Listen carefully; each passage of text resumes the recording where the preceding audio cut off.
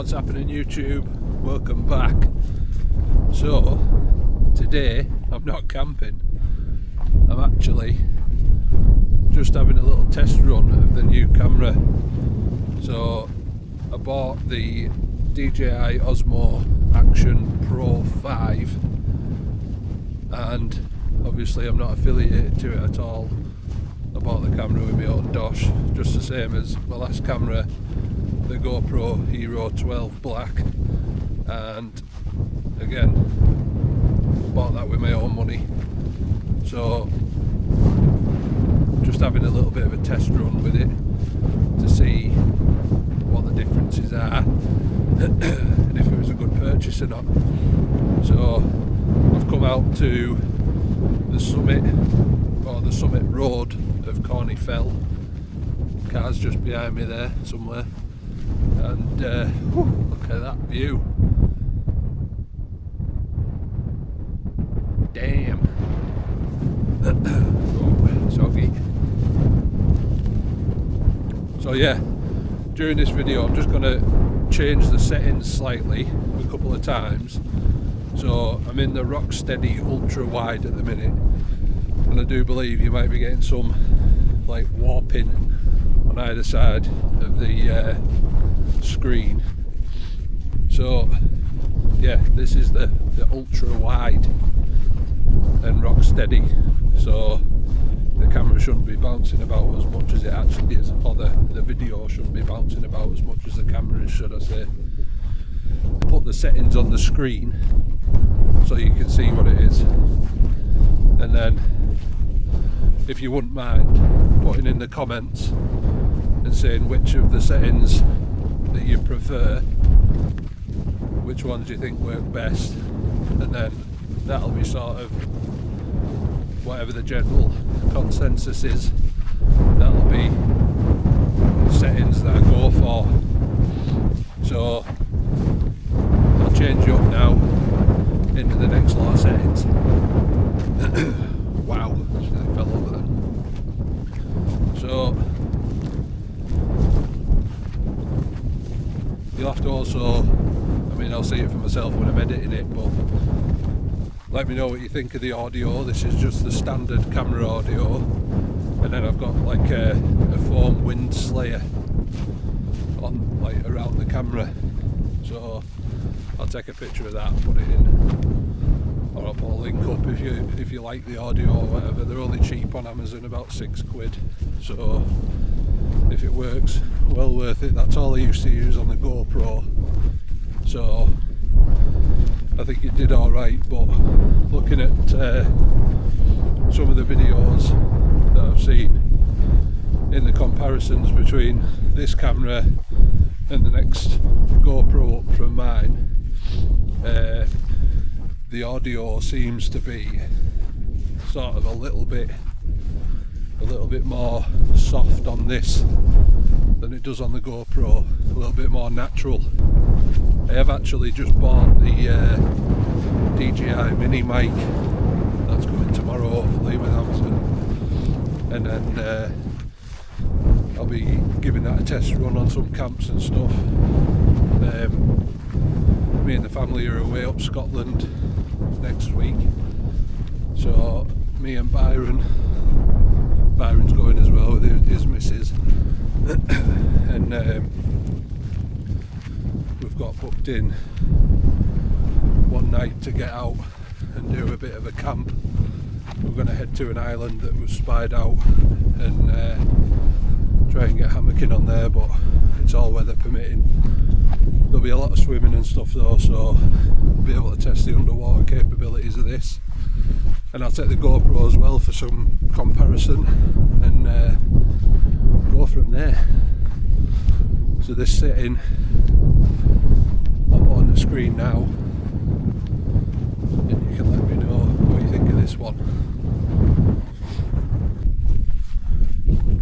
So this is the standard width with Rocksteady Plus on it. I've done Rocksteady Plus on all three of these now. I've come to this place because A, it's absolutely stunning, be. It's very windy, so much so that even with shades on my eyes are watering. But yeah, it's a good test to see what the audio's like. Kind of just keep spinning round so we get all angles of the wind. Oh, it's blowing here. On the editing software we use on the PC, it uses AI to remove like background noise, so it'll only pick up voices. I found it to be a bit glitchy. I've used it a couple of times. So I'll show you this audio now. It's just standard audio, completely unaltered. And then from now, I'm using the editing software, the AI background noise removal. So see what the difference is using this camera. I've used it on the GoPro a few times, but it doesn't work particularly well, and it kind of like makes me sound like I've got a croaky voice sometimes. It like drops out bits of vocals. Yeah, look at that for a sunset. Good gracious. Let's get you on that ultra wide setting again. So we're back to the 4K Rocksteady standard D-warp. So obviously brings it all in a bit closer. I'll just get you out a bit. Still get a good full body in on the selfie stick. And that's saying something because I got a big body. But yeah. Back it out. I really would appreciate it if you make some comments and just say which one you prefer. And as I said before, that's going to be then my go-to setting, just so that I can give you lot what you want when you watch it.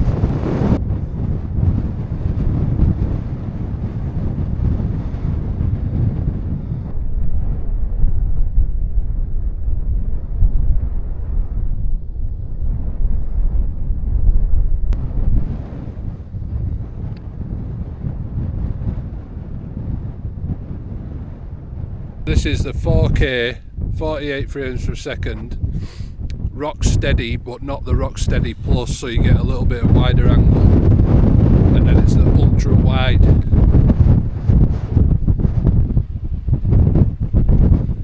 Get a bit more of it dangle on camera. There we go. Don't know if you can still hear me all the way out there.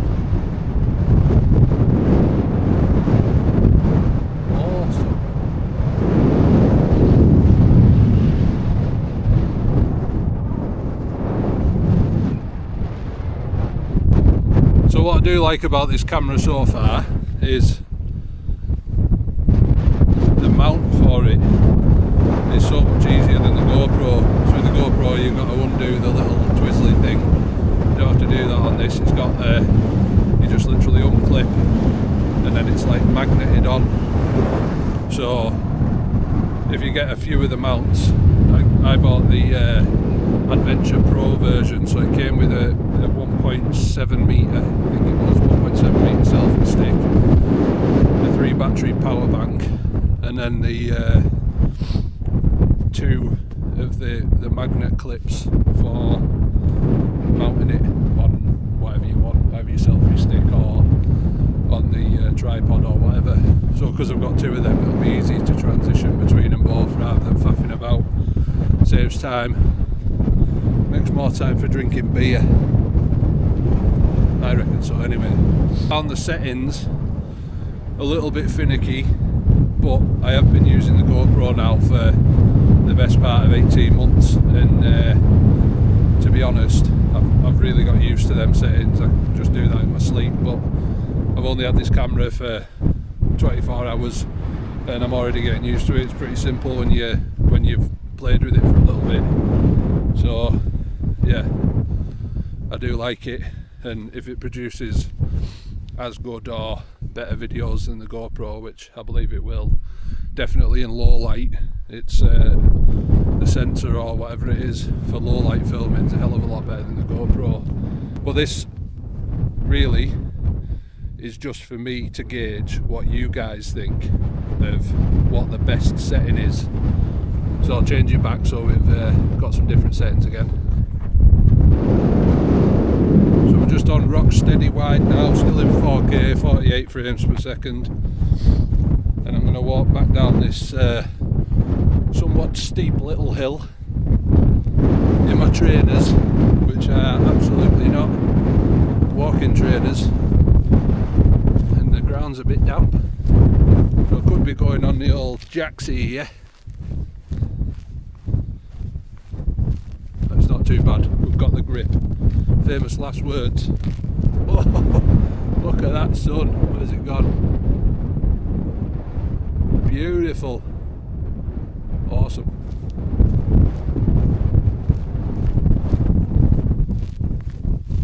Looks tiny from here, doesn't it? About 1,000 feet that.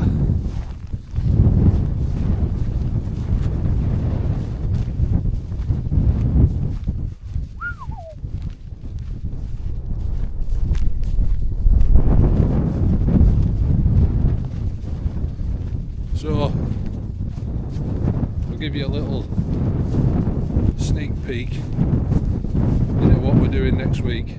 So when me and the fam are on holiday, and Byron,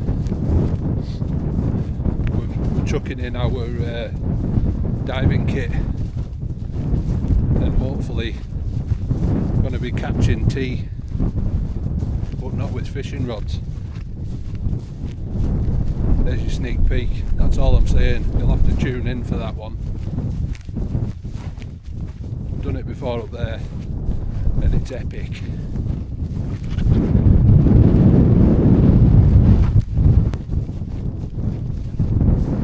Stunning.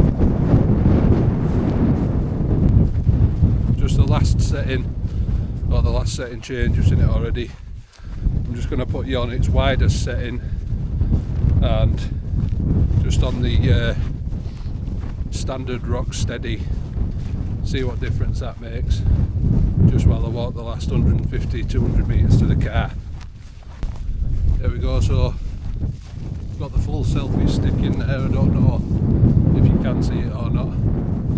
If not, that is cool. If you can, someone tell me how to remove it.